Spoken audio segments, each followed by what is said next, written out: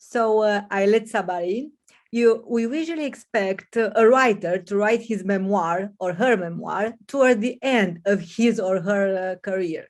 But you wrote this volume of memoir at the beginning of your writing career. So I'd like to stop here for a moment. What does it mean to write your memoir from the beginning? Is it, I don't know, a process of healing, of catharsis, of living? Mm-hmm. Yeah, good question. So it's true that I started writing the book at the beginning of my career, but because it's a book that is made of stories, I wrote it over a period of time. I wrote it over 12 years, right? So there was some growing happening as I was writing it. I published another book during that time, and by the time I became a mom, a lot of things changed in my life during the time that I was writing it. So by the time it came together, it felt like I did get somewhere, right? Of course, it's not an end, thank God. But yeah, I felt like I got somewhere. I didn't write hoping to find healing, I think there's value in writing for therapy, but as a writer, that's usually not where I come from. I come from wanting to make art. I want to translate my life experience into something beautiful and arty and artful. But I was surprised to find out that there was healing. That was like an added bonus, in a sense, you know what I mean, that I did not expect. I felt like something was released a little bit, like that I could let go of something that was haunting me for a while. So yes, there was healing, even though it was unexpected. Mm-hmm. The great theme of your book is the theme of identity on several levels. How do you define your identity, first of all? I don't know, do you have like different business cards, identity cards, depending on who asks you? I think I'm comfortable with the idea of having multiplicities of identities. No one is just one thing. And I accept that. I have an exercise that I do in my writing class where I make the students write a list of all the things that they are. And it's usually quite a long list. And it's specifically for people who write memoir nonfiction, because my point in that, I'm like mother, writer, Mizrahi, Jewish, Yemeni, Canadian, Israeli, and so on. The idea is that you may not use all of those identities for every piece that you write. For one, in one essay or story, I may be, Israeli and young and a smoker still, even though I haven't smoked in many years, right? It's still part of your identity, we all know. So it's like, yeah, the idea is that you do use different facets of your identity for different essays. And I think you're right that in, maybe not different identity cards, but yes, in the stories, you do see those facets revealed at different times. But yeah, I think in a sense, I'm not as concerned about it anymore. I'm just accepting that it's dynamic, that it's like I said, there's the multiple, like I'm just okay with that. And I'm also okay with different people choosing to see me in different ways. That's on them, and that's okay. Like, I don't think I can control that. Nor do I need to, or I want to. I'm fine with that. So in some places, people really want me to be a Jewish writer, and that's okay. And in other places, it's really important that I'm like more of an Arab mizrahi writer, and that's also okay with me, because I'm okay with all of that. So yeah, I kind of actually like it. I would say I even relish in it. you know. You are a Jewish mizrahi, as you said. Your grandparents came to Israel from Yemen. You are a third generation Israeli. That's right. What has changed over these three generations when it comes to assuming the genealogy? What did, I don't know, the secondary identity, the origin, mean to your grandparents, to your mother, and what does it still mean to you? Wow, that's a big question. That's a big question. A lot changed.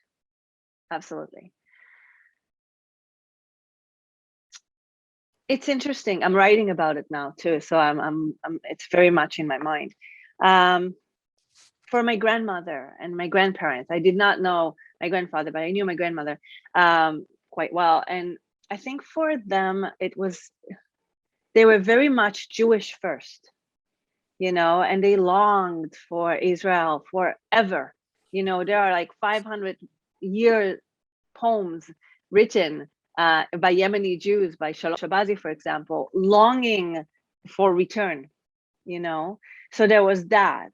The fact that when they got to Israel, you know, even before when it was still Palestine, the fact that they were not as welcomed as they may have wished for, I don't think that even marred their longing, because there were it's almost like two entities. There was that holy place they yearned for, and there was, you know, the institution that it is, the country, right? And somehow it wasn't separate. Israel was always like the place they belonged and always what they wanted to be. So it was definitely Jewish first. And I would say for my mom and her generation, it was very, very important to be Israeli, to belong, to be, you know, to sort of snub and keep away that diasporic identity. So much so that, like, growing up with my mom, for example, I did not hear that music at home. Like, you know, it was very much, we're Israeli, we're a part of this whole thing, and we don't want anything to do with that part. And then for my generation, there is sort of a renaissance and a resurgence of longing for the past and for what it is that we missed. You know, like and I'm not the only one. It's, you know, there's quite a few people in my age, in my generation, that feel that we were denied something. You know, the language, for example. I speak very rudimentary Arabic. I wouldn't even say that I speak it. You know what I mean?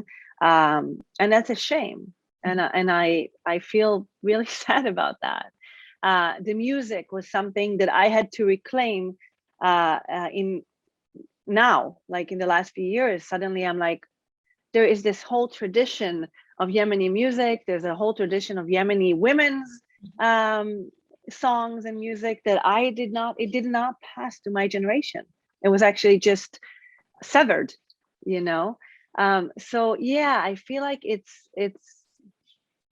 something that feels really important to me personally, and I think to other people in my generation, to get back to that place, to own, you know, and reclaim that part of our identity.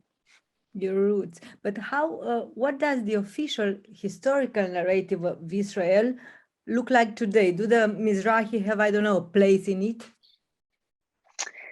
Yeah. So is it better? Yes. You know, have things improved? Yeah, since my parents' generation. But still, looking at numbers, you know, there's only about 9% of academic staff that is of Mizrahi origin. And in that, only about 0.5% is women. So to be a Mizrahi woman in academia is not an easy thing in Israel. We've never had a prime minister of Mizrahi descent.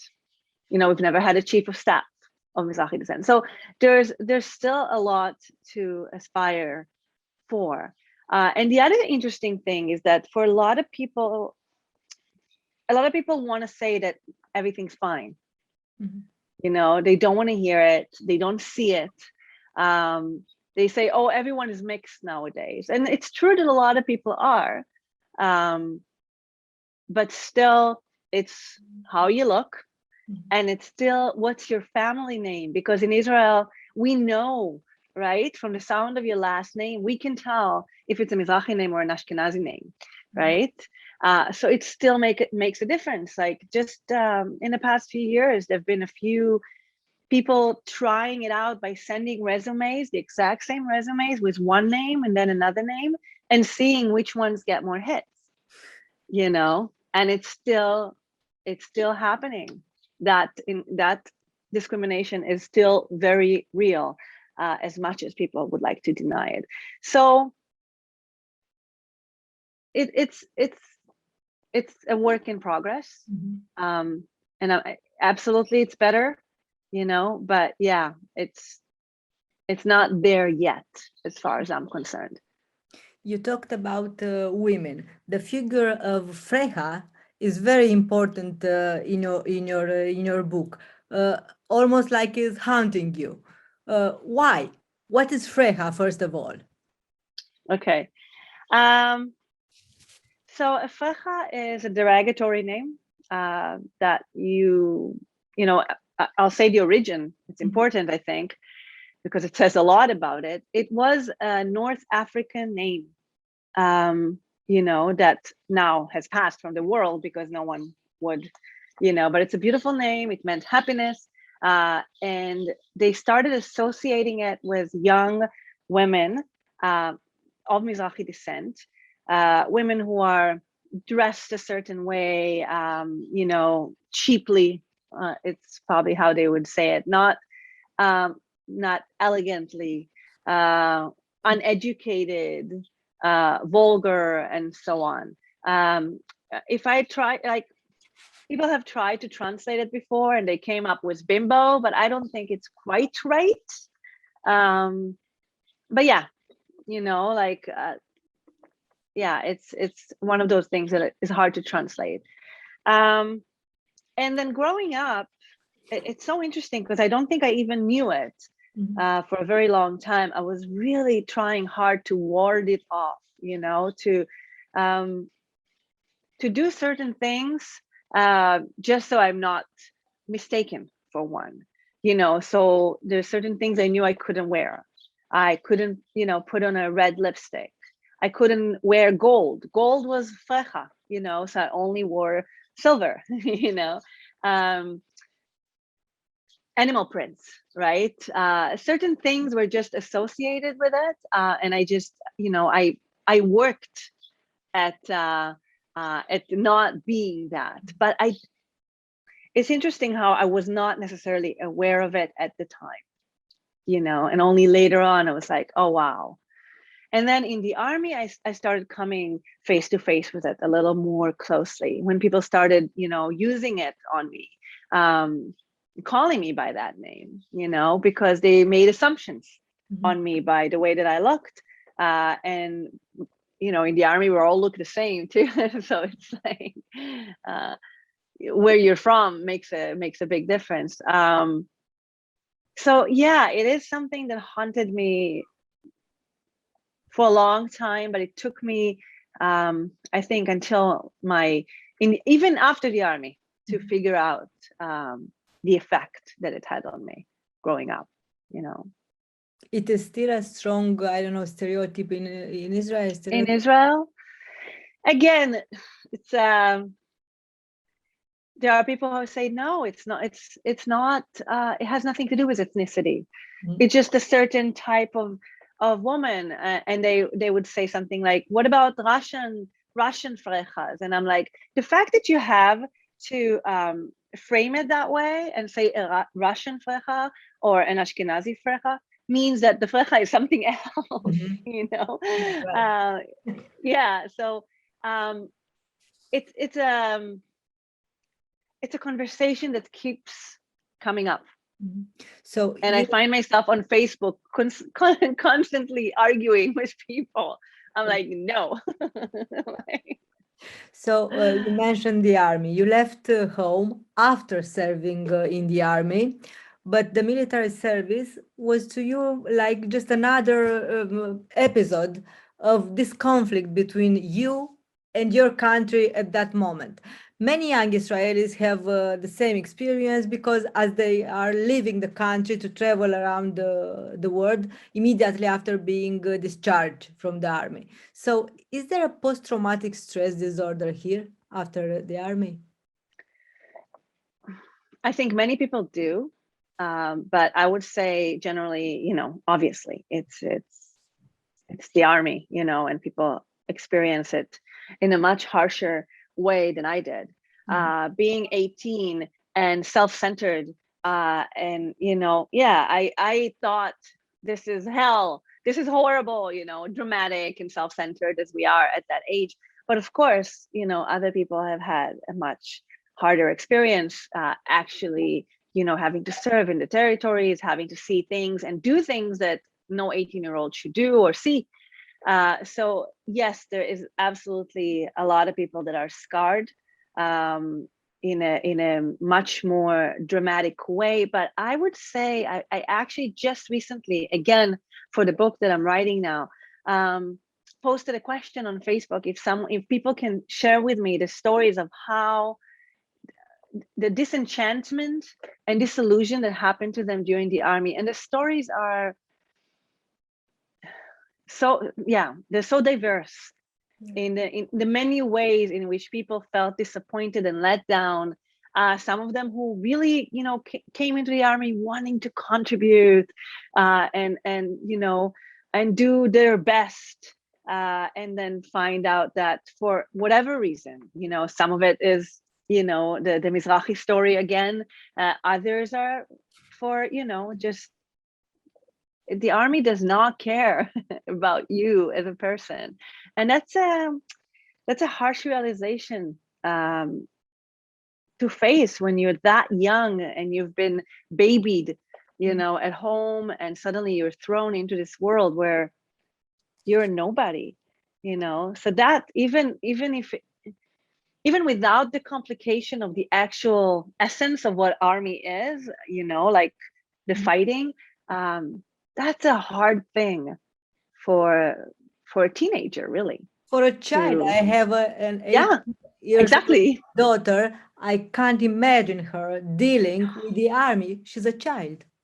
Still. Exactly, and exactly, it was a very difficult. It was a traumatic thing for me. I'm careful. It felt traumatic, and it took me a really long time, and I still had tears in my eyes for years later talking about it. But I just know that I'm careful with the word, because I know some people experience very real PTSD in the army. So that's the only reason I'm being careful with it. But it felt to me like a trauma. So this fear, and also the word, the permanent, threat, living with fear. These are themes in your short story, in your first book, but also in this book of memoir. What does fear mean to you? And how does the fear change your identity, your relationship with your country, for example? What is fear? Yeah, wow, there's so much to say about that. I realize, again, this is one of those things you realize when you leave.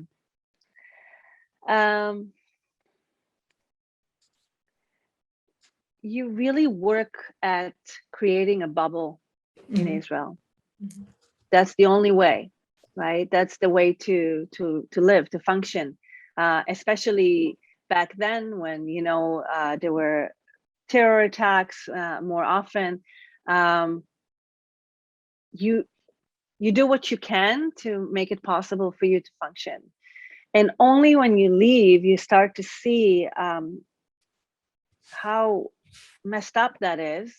And when you come back, it's really hard. It's like you shed that bubble, and you suddenly don't know how to be in this place. that kind of fear, it makes for an intense place. It makes people a little bit tougher, and sometimes it's a good thing, and sometimes it's not a good thing. You know, I really appreciate Israelis for their directness and for their, you know, it can be a very real, you know, thing and authentic, but at other times it can be a little bit too grating. It can be too harsh. And every time I came back, it seemed harder and harder for me to function in Israel. You know what I mean? Sorry, there's like parrots on the tree outside, very loud ones. And I think one of the reasons, one of the things I understood about myself later is that I started seeking that risk in my life. When I was traveling, you know, I always kind of lived on the edge in a sense. I did things that, you know, I really hope my child never does. You know, I took a lot of risks. It's because you almost have to maintain this really high bar of you know, intensity in your life, because this is what I was used to. And what happened to me later in life is that I find that now I access that part in my writing. There's a quote, and I think I used it in the book, by Cynthia Ozick, who says you walk on a cliff when you write fiction, or write, I would say, and any minute you might fall, and in fact you will fall. And this is how I feel when I write. And I also had a teacher that said to me, if you feel fear when you're writing, it's a good sign. And now every time I feel that, I feel that acceleration of risk, you know, the same that I used to feel in my youth. But now it's, you know, sitting in front of my desk, and I feel that acceleration. I feel that intensity. I feel that risk.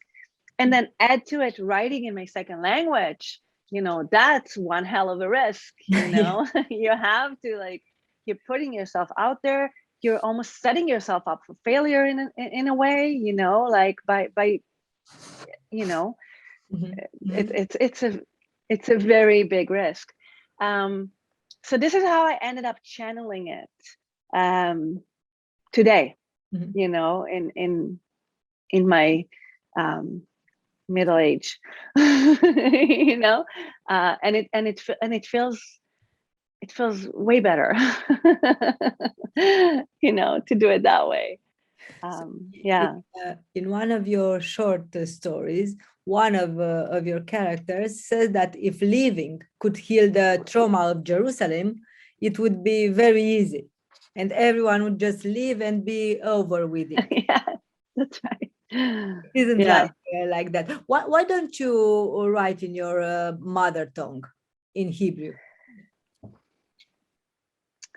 I never intended to write in English. When I first came to Canada, I was 25, and I was writing by then for many years. I've started writing when I was 6. You know, I've always written, and I was a journalist, and I had no doubt that I would write in Hebrew. You know, and I loved Hebrew. I was very, you know, it's my mother tongue. I was very attached to it, and I imagined that's the language that, you know, I knew I would write a book one day, but I assumed it would happen in Hebrew. And what happened is, back to identity. My identity as a writer suffered a serious blow coming to Canada. You know, suddenly I lost it. I lost that part of me, you know, like I couldn't, and even more, I couldn't be funny. I couldn't flirt. There's so much that I lost as soon as I became an immigrant, and I had to communicate. I couldn't argue with my boyfriend in a eloquent way. It was really hard, you know, and it took a few years for me to even dare to. For a few years, I wasn't writing at all. You know, I just stopped writing, because not only I didn't have English, I also was losing my Hebrew because I was living in English. So I was in between. I was in between languages, and none of them was apt. None of them did what I wanted it to do. It was a very frustrating time. And I thought like, oh, I'm having a writer's block, but really back to fear. I think writer's block, and that's what I tell my students, I think it's fear, and of course I was terrified. It's a terrifying thing to leap into that idea of writing in a second language, or deciding to maintain my mother tongue in a place where no one speaks and it's an island, like either way, it was a huge risk and a leap of faith. I got there eventually into English after several years, almost a decade. And I got there, it's hard for me to pinpoint that moment why. It felt like English made itself known. Like I said, I wasn't writing creatively, but I was sometimes writing some musings in my notebook, and English kind of started sliding into it a little bit. At the same time, I met my current partner, who demanded for our 1-year anniversary, he demanded that I write him a story. I was very upset with him for that request. I was very annoyed, but I wrote him a story, and it wasn't it was a terrible story. It was full of errors and cliches and whatnot, but it was the act of doing that. It released something. Mm-hmm. And it made me feel really excited. Again, that exhilaration that I was talking about before. The newness was exciting to me. Like, I don't know if you remember the first time you wrote a sentence as a little girl. Mm-hmm. I remember reading, like, the first time I realized that those words made a sentence. I never thought that I could have that experience again. And I kind of did, in writing in English. And what an extraordinary thing it is to be able to experience that again. And then there was anonymity in it, like, there is freedom in being able to write in a language, your mother would never read. That was actually a really, a very freeing thing for me. Not just my mother, definitely her too, but also just that idea that you're writing in an anonymity, even though it is, one of the most spoken languages in the world. That's how it felt to me. It felt to me a little bit like a secret language. Yeah, right. Yeah. And a couple more things. It's an exercise in constraint. Mm-hmm. Because you had to tell a story, in fewer words. Samuel Beckett actually said that when he was asked why he chose to write in his second language, in French, he said, out of a need to be ill-equipped. Mm-hmm. So that, to me, apparently, I really thrive on challenges. I need to be pushed. I can't be too complacent. Mm-hmm. I need that type of challenge. Mm-hmm. It makes me thrive. And it's also an exercise in humility. Mm-hmm. Like I said before, it's like you're never as humble as you are when you're attempting to write in a language that is not your mother tongue. All of that, to me, I think it made me a better writer, ultimately. Mm-hmm. Your father, this book is in Romanian is The Art to Say Goodbye. In English is The Art of Living. Your father left first. He died without saying goodbye to you. So you were a child at that time. You were 10 years old. Yeah. You said then later in your life that you wanted to be the one who leaves home or a relationship, so that you are never again that one that is left behind. Now that you've written your memoirs, do you feel that you have a better understanding of of your reasons for wanting to be the one who live? It is a self-defense mechanism, I don't know. Absolutely, absolutely. And I think it was through writing this memoir that I understood some of these things. You know, I knew that I knew that I needed to always leave. I knew that about me. And the reason why I called it The Art of Leaving too is because I felt like I perfected it into an art. You know what I mean? Like I was so good at it. I knew how to live on with very few things, so I could pack up at a moment's notice. But of course, it's not an art. There's no art to it. It's a fractured thing. It's always a fracture. But yeah, I realized later on what it is that I was doing, you know, in my series of leavings, in my series of goodbyes. And that's why also the book ends where it is, because I feel like motherhood is the anti-leaving. You know, You it's like, stay. yeah, you really do. And it was such a realization for me. It's like, I know it sounds like, what, didn't you know that? You know, but it's one of those things. Motherhood is one of those things that you don't really know until you experience it. You know, and immigration is another one. Migration, moving to another country. Yeah, it's only then that I realized that now it's, you know, I have to stay. And even leaving with her is not, you know, children don't want to leave. They want to stay. You know, we did it once. We moved from Canada to Israel. But now she's holding on very tightly. It's very important to them, you know, that security, that idea of staying. So, yeah. There are two ways, even in your book, to tell the story of your grandmother, for example, by narrating, I don't know, the historical facts, and by cooking homemade foods by many recipes. Yeah. It seems that once you started cooking your mother's favorite dishes, for example, you are continuing like her legacy. Am I right?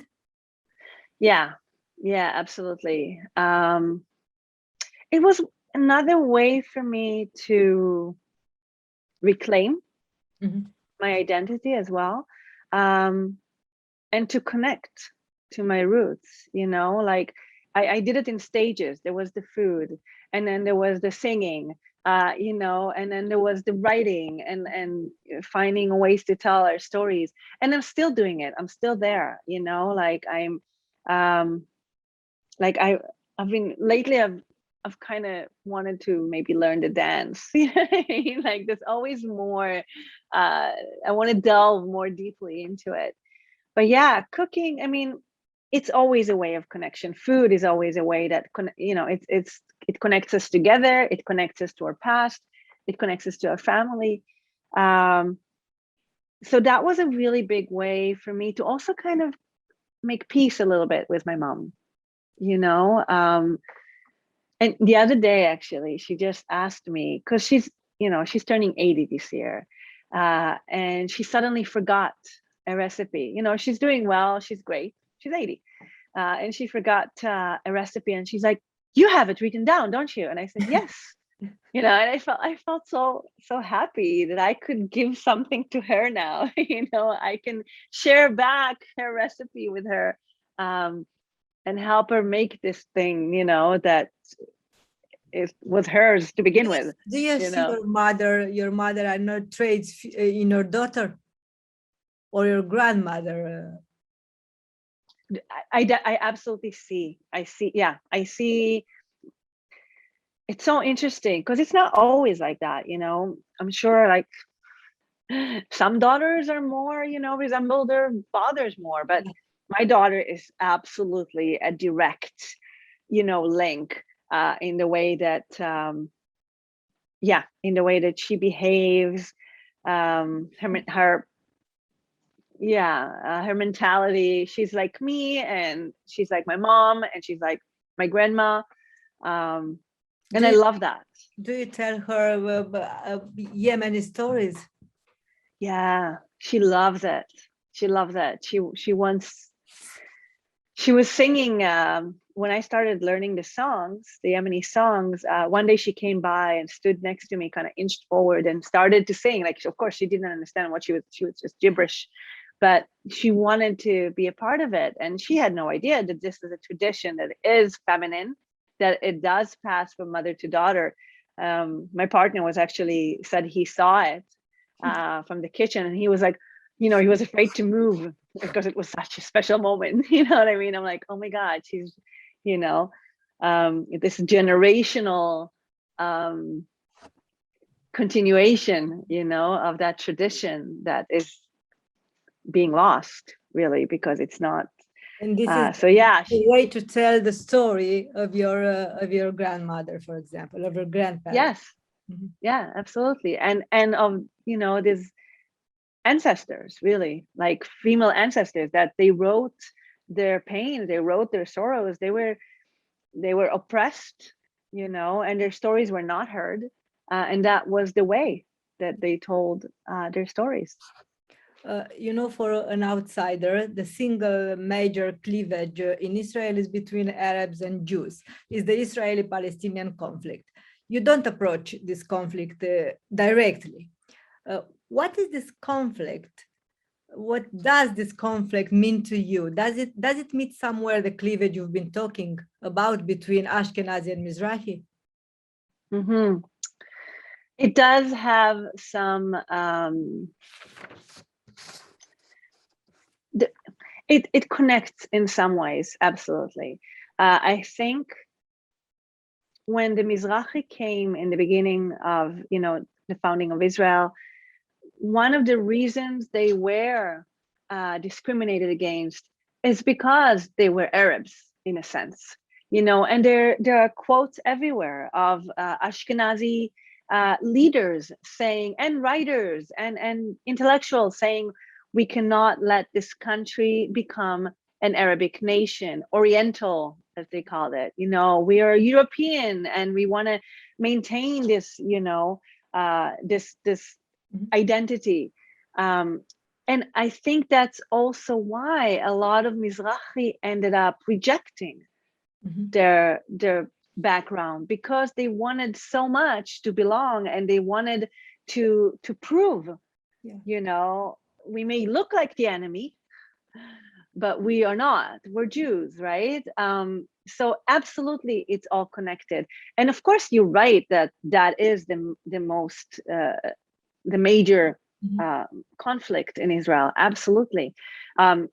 Naturally, I write about my own the things that my own life and the things that affect me the most.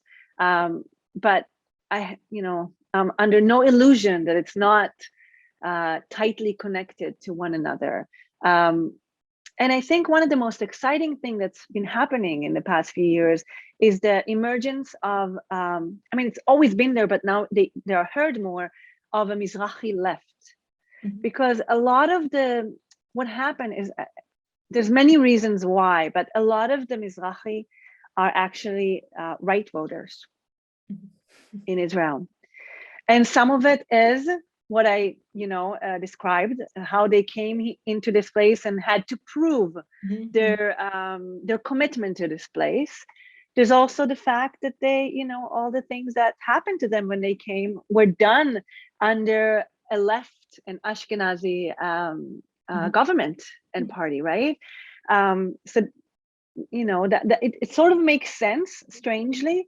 I know it's one of the only places in the world, I think, where the left is actually more privileged and and the right, well, maybe not, but is more impoverished.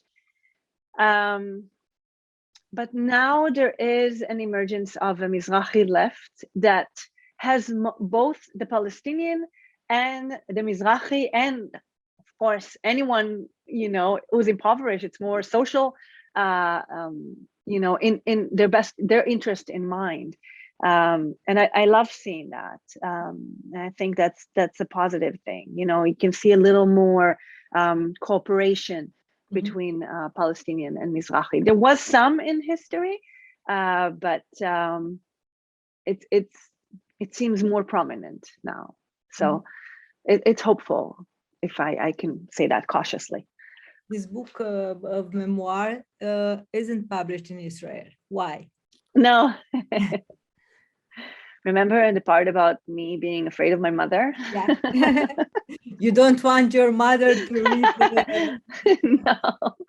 No. Yeah, I've considered it before, and I'm always considering it. I may change my mind at any given moment. So far, it feels safer for me. And you know what? Edgar Keret did the same thing. He wrote a memoir. He actually wrote it in Hebrew, and it got translated into English. It was never published in Israel. So there's a precedence to that. Yeah. Like a taboo. Are you afraid about public reactions, for example?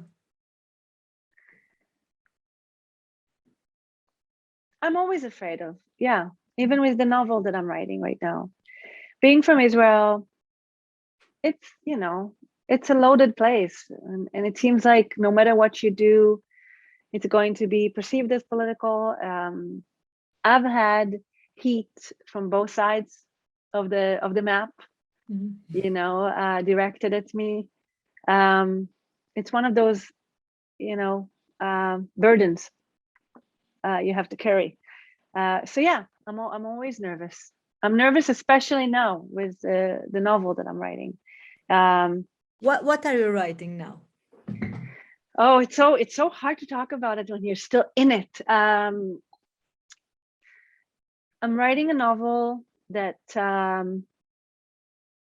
it takes place in the 90s against the assassination of Rabin, but also moves into the 50s when the Yemenis, the bigger immigration was airlifted from Yemen and came to Israel, and what happened to them in Israel, including the children affair, which I mentioned briefly in the book, where children went missing from transition camps.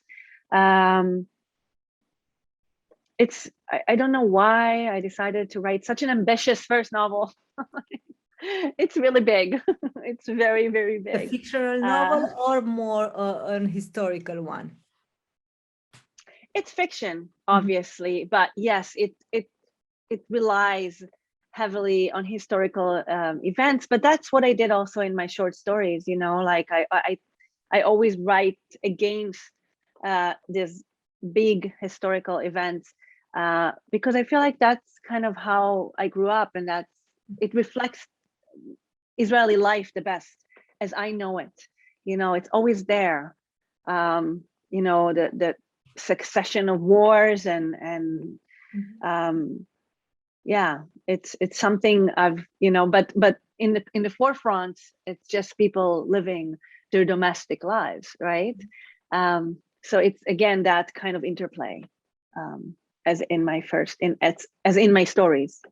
So you want to continue telling this mizrahi story? There are so many stories in Israel for a writer. Yeah, absolutely. I feel like it's really my mission, to write these stories of Mizrahi people in Israel, because I feel like I did not read them growing up, and I did not find them in English when I moved to Canada and started reading in English. I'd like to add to what, and complicate, I would say, what's considered Israeli literature, what is considered Jewish literature. And to tell the story, your story, in fact. and write these characters that I never saw in literature growing up. Characters like me and my father, my grandmother.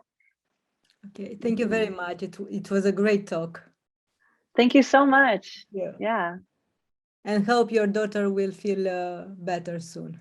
Me too. Me too. Bye. Thank you.